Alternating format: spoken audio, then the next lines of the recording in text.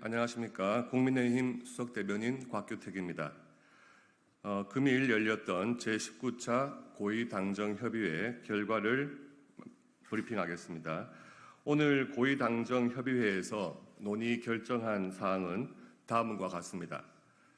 첫 번째, 화성 공장 화재 사고 피해 수습 및 재발 방지 대책입니다. 당정은 지난 6월 24일 발생한 화성 공장 화재 사고로 소중한 생명을 잃은 23분의 명복과 유가족에 대한 깊은 애도의 뜻을 표명하고 신속한 피해 수습을 위한 지원에 총력을 다한다는 데 뜻을 같이하였습니다. 특히 당에서는 피해자 유가족에 대한 지원이 무엇보다 중요하다고 지적하고 장례부터 발인까지 빈틈없이 지원할 것을 당부하였습니다.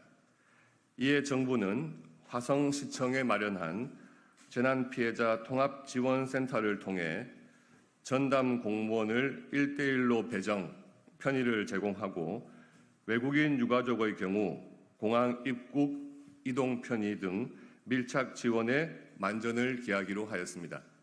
또한 지난 25일에 정부 산하기관인 국가트라우마센터에서 설치한 통합심리지원단을 통해 화재 사고 피해자와 유가족을 대상으로 심리 지원에 최선을 다하기로 하였습니다.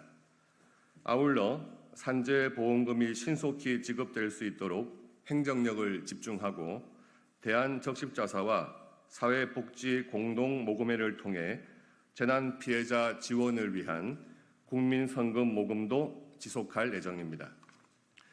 한편 당은 이번 공장 화재와 같은 사고가 다시는 재발하지 않도록 범정부 정책 역량을 집중하여 관련 대응 방안에 대한 다각적인 검토를 당부하였습니다.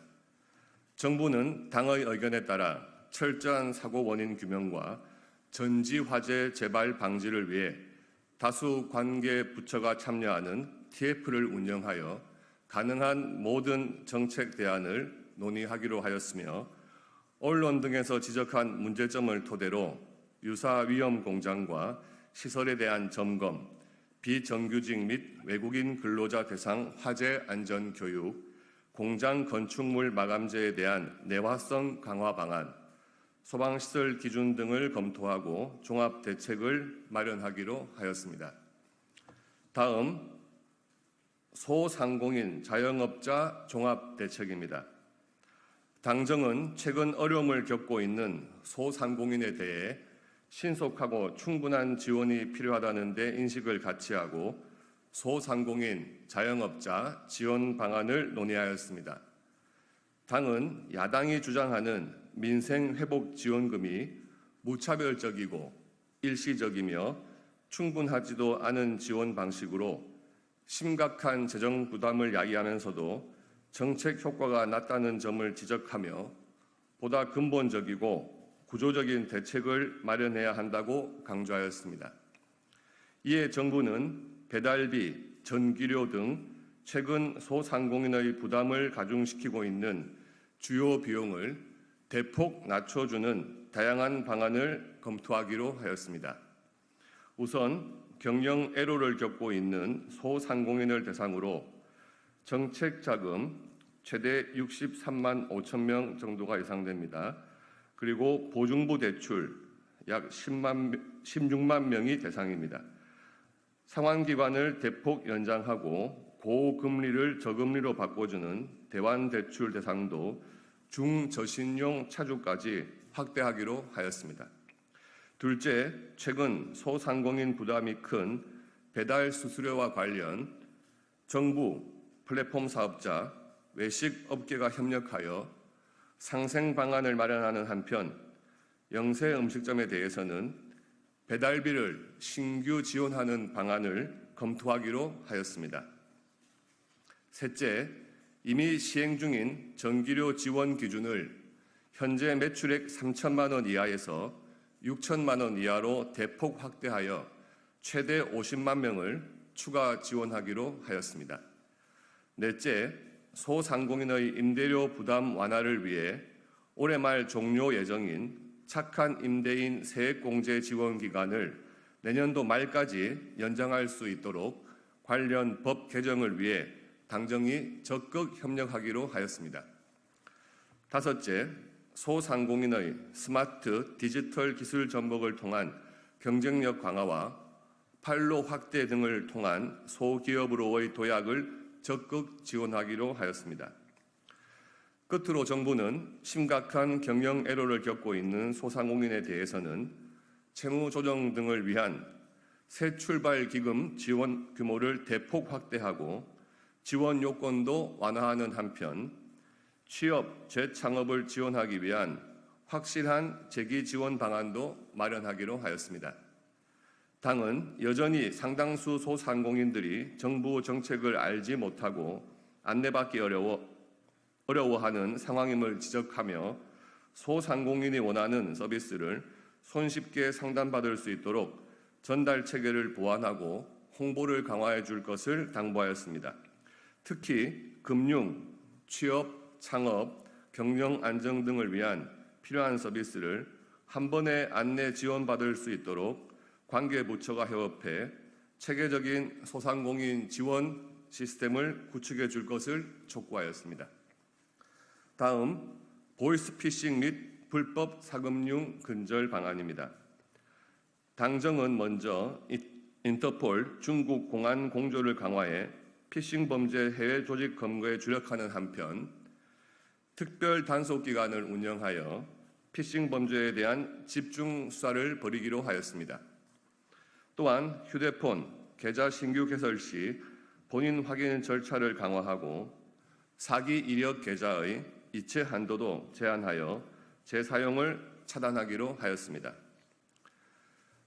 한편 최근 불법 스팸의 증가 원인으로 문자 발송업체의 해킹 등 개인정보 보호 부실 문제가 제기되는 만큼 7월 말까지 긴급 점검을 실시하고 그 결과 등을 토대로 문자 발송업체의 등록 여건과 보안성 의무 강화, 의무 위반 시 과징금 부과 등 제재를 강화하는 방안도 검토하기로 하였습니다.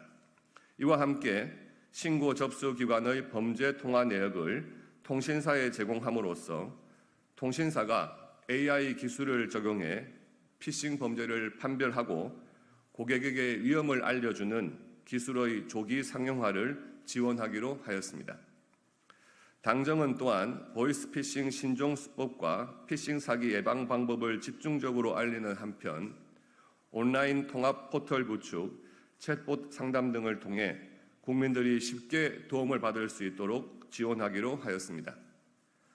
아울러 당정은 불법 사금융 범죄는 서민들의 삶을 파괴하는 사회적으로 심각한 폐해를 유발함에도 처벌이 미온적이라는 점에 공감하고 강력한 대책을 마련하기로 하였습니다.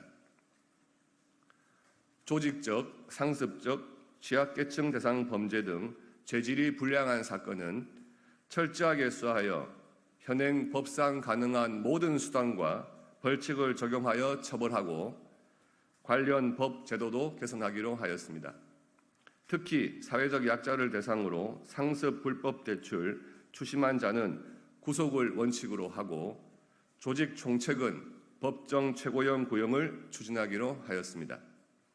당정은 최근 불법 사금융 범죄가 온라인 광고, 대부 중개 사이트 등을 통한 비대면 방식으로 확산되는 상황에 신속하게 대응하기 위해 온라인 포털사와 협력하여 불법 대부 광고를 선제적으로 차단하고 대부 중개 사이트 관리 감독을 강화하는 방안도 적극 검토하기로 하였습니다.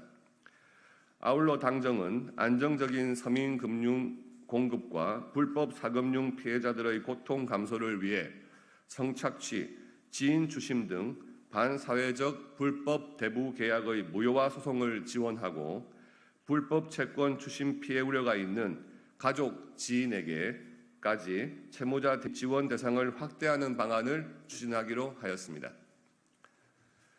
마지막으로 저출생 고령화 대응 부처 신설 방안입니다. 당정은 저출생 고령화 대응을 위한 강력한 컨트롤 타워로서 부총리급 기획부처인 인구전략기획부 신설에 공감하며 정부 조직 개편 방안에 대하여 심도 있는 의견을 나누었습니다. 인구전략기획부는 인구 관련 중장기 국가발전 전략 수립, 인구정책 기획평가, 저출생 사업 예산 배분 및 조정, 사회부총리 기능을 수행할 수 있도록 하고 구체적 정책 및 사업은 각 부처가 담당하도록 할 계획입니다. 이와 관련하여 인구전략기획부 신설 근거를 담은 정부 조직법과 저출생 사업 예산 배분 및 조정 공안 등을 담은 저출산 고령사회 기본법 개정안을 7월 중 신속히 발의하여 추진하기로 하였습니다.